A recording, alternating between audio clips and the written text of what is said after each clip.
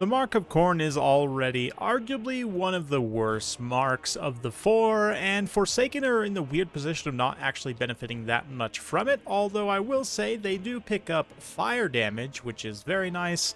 I am a big fan of fire synergy in general. Kindle Flame has consistently been one of the most powerful lore attributes in the game if you have the tools and know-how to use it correctly. Of course, Kindle Flame gives a map-wide 20% weakness to fire, and in the context of Warriors of Chaos, now a lot of the Corn-marked units actually pick up fire damage innately. Forsaken in particular, because they have high overall damage plus that flaming damage, that Mark of Corn, of course, giving them a little bit of extra melee attack, I believe. Yeah, and of course they would pick up Frenzy, but since they can already have Frenzy, of course, they get a bit of spell resistance. Not super impactful, but today I'm going to be taking a Warriors Corn build against Rider Rohan's Wood Elves. We've got a Chaos Lord of Corn here, again, for fire synergy.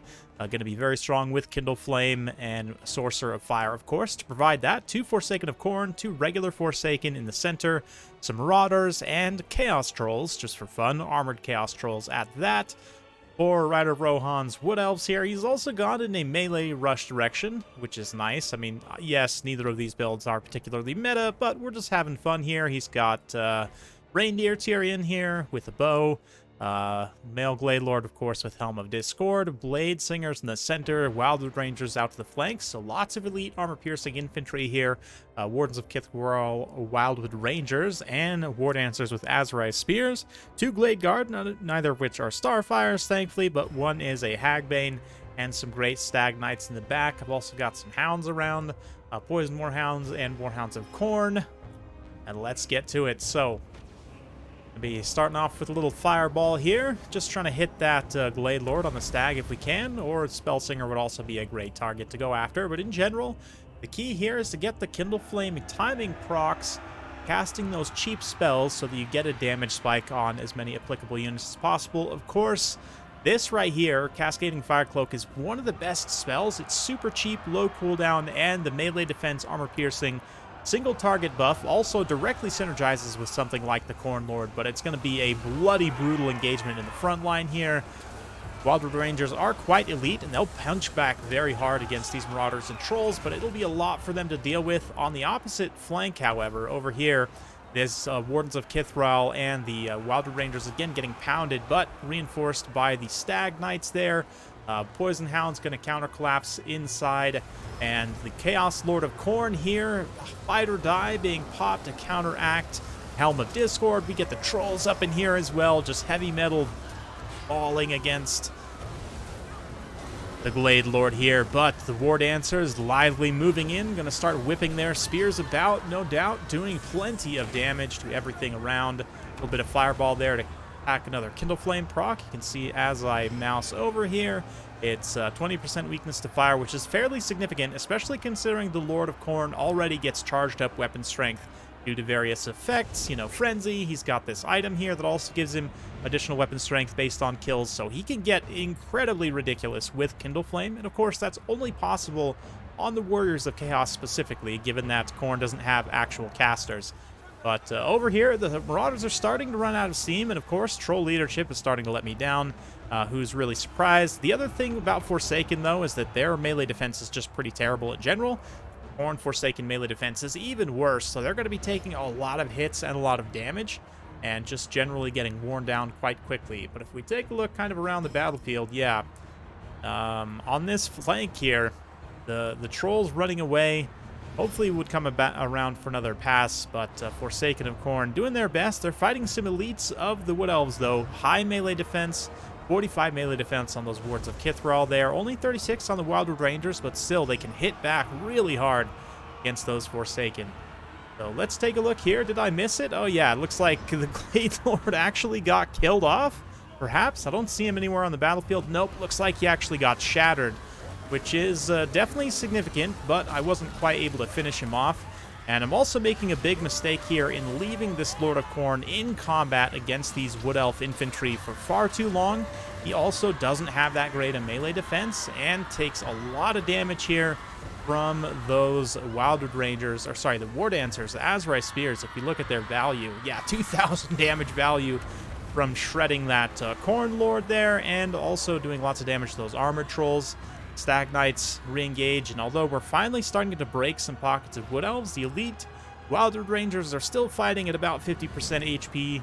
The other Wildwood Rangers there are also holding, and the death of the Corn Lord here all of a sudden sends my army into a cascading chain rout here. You can see immediately the Trolls, the Marauders all rout in the center despite having just routed off the Blade Singers here. Forsaken rout, the Sorcerer Lord, the Sorcerer, not Lord, soon to be, perhaps. But yeah, the Sorcerer routes there, and Armored Trolls route, and yeah, it's a disaster here. Only the one unit of Armored Trolls still holding their leadership for me, but obviously not going to be long for this world. Let's see, perhaps if I can recover the leadership of enough of my units, get them back in the fight, we can pull this back, but I was very surprised at how fast things cascaded with the loss of my Lord there, and it's kind of to be expected, although at the same time, I don't know, I guess it's a lot of Trolls. The Forsaken's leadership is also not all that great, and yeah, just a little bit of slip up on my part in terms of micro. Would have been nice perhaps to have like a Burning Head as well, just something to stagger, knock down the Wood Elf infantry to try and free him up from that. Seems like he was getting a little bit caught up there, but at the same time, I was also very sloppy on my micro and not getting him out in time. So we'll fast forward a little bit as I make my final stand, but I just don't have the leadership left. Challenge the Wood Elves, and yeah, it's pretty decisive defeat there. I mean, I was able to beat down the Glade Lord, wasn't quite able to finish him off, which I think was pretty important. You know, the leadership penalty from Lord dying is higher than that of Lord fleeing, plus the Lord fled. Debuff is only temporary anyway, whereas the Lord died debuff for leadership has a permanent component to it, so definitely quite impactful, but just, yeah, devastating loss there when he went down, although he was able to get some pretty good value before he went down. Still pretty bad missed micro by me. Really just needed to pull him away as soon as that Blade Lord was routed, just pull him away from that spear blob and try and re-engage somewhere else where they were not.